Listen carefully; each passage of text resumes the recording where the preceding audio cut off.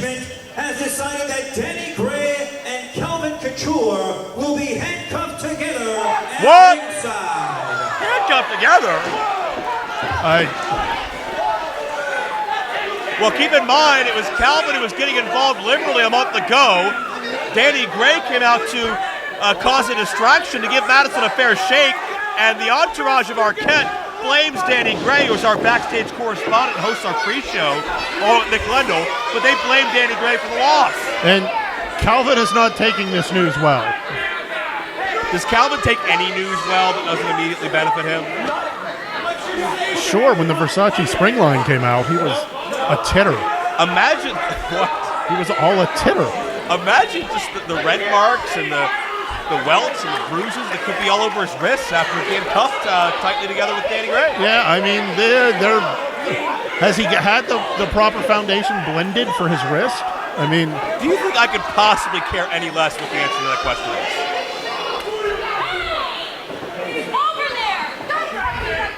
And notice that they've been cuffed at a specific corner, so they can't just roam about the ringside area freely. They'll be watched. LeBar there as well, though. I'm not sure if this is the best move for Danny Gray, because LeBar's still out there, and I don't trust Calvin for 1 second.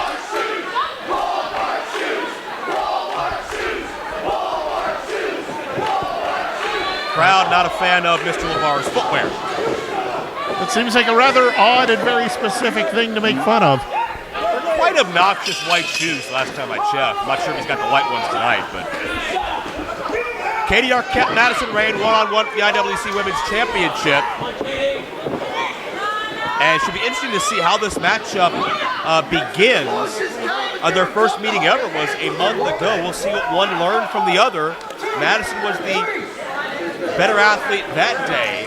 Do you think Katie's changed her strategy? Do you have any inside news on the strategy sessions with Katie and her entourage? They were very hush-hush. LeBar, since coming onto the scene and with Katie Arquette, has maintained a pretty much embargo on all press or interviews. So he is very controlling as far as what is getting out as far as Katie Arquette. So no real news on the camps there. But you have to believe that she has both studied her last encounter with Madison Rayne as well as previous tape. Madison brings out that physicality and sets Katie into the buckle. What kind of percentage do you think LeBar is making from Katie's contract? Is he gouging her? Is he have a legitimate business interest here? I'm saying it can't be more than 33%. I'll have to consult my BC Steel handbook of underhanded managers to figure out how that plays in with the national average. Short clothesline by Madison Rayne into the cover for 2. I feel that math would be best explained by Scott Steiner. So. I would love to see him try. Scott Steiner, also IWC alum, appearing on a Night of Superstars a couple of years ago. Night of Superstars in Meadville, Pennsylvania, Saturday, April 13th. How about the Icon Sting as a headline out, joining Hacksaw Jim Duggan, MVP Hardcore Holly, and Hurricane Shane Helms. Perhaps the most impressive lineup we have ever had for Night of Stars. And Meadville's going to be rocking that night, but which one of these athletes will walk into Meadville as women's champion? Well, right now, Katie Arquette laying those shots in on Madison Rayne. And now just a boot to the throat. Katie, the full extension of the leg in the corner. And a deliberate pacing here by the Queen of the Silver Screen.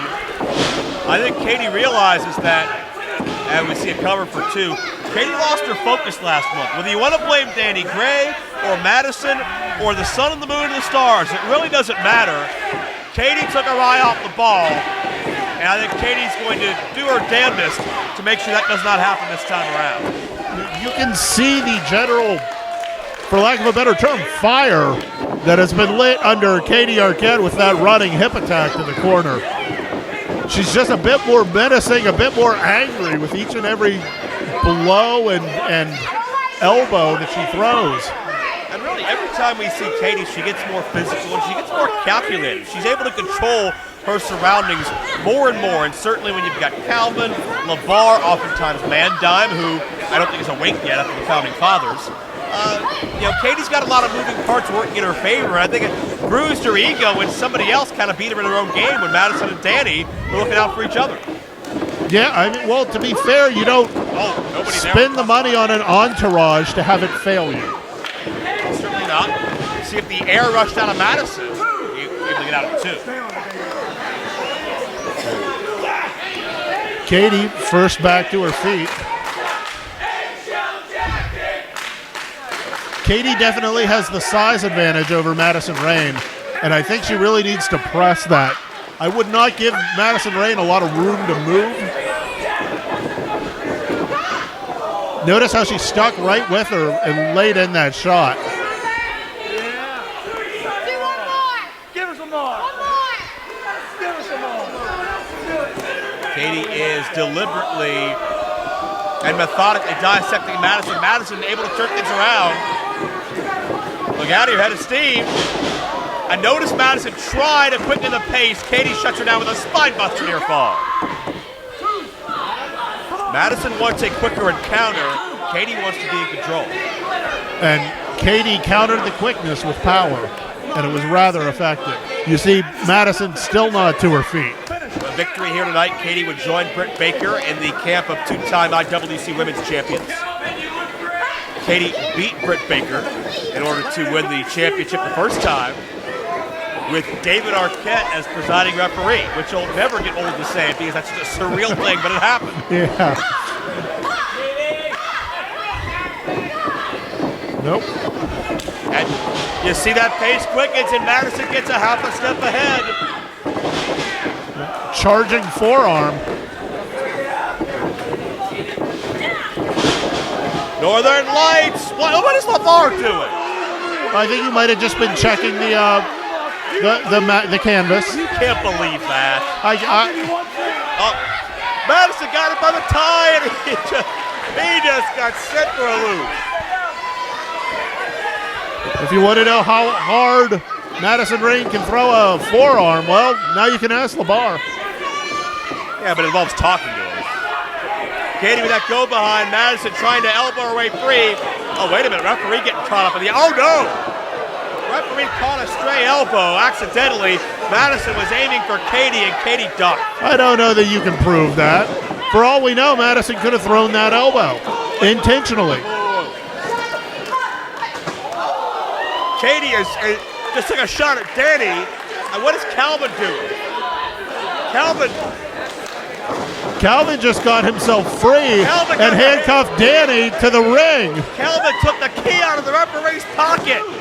And wait a minute, Katie got a near fall. Calvin not only unhooked himself, but Calvin hooked Danny to the ring post. I mean, smart move on Calvin's part. He had a limited amount of time. He made the most of it with that. Danny got kicked in the head. She wasn't aware of what was happening. Madison, the inverted DDT. Get Calvin out of here. This should be a disqualification. He hasn't done anything but yow. He cuffed himself. That violates the rule. I don't know that he agreed to a match where he got cuffed. He tried to slap Madison Rayne. And there's some reciprocity. Oh no, what is this? Madison Rayne just DDT'd Calvin. And Calvin down on his head and the ref pushing him out. Oh, Katie. Katie from behind. Up. Falcon arrow. And Madison got caught. Madison gets stacked up. Katie Arquette wins the championship again.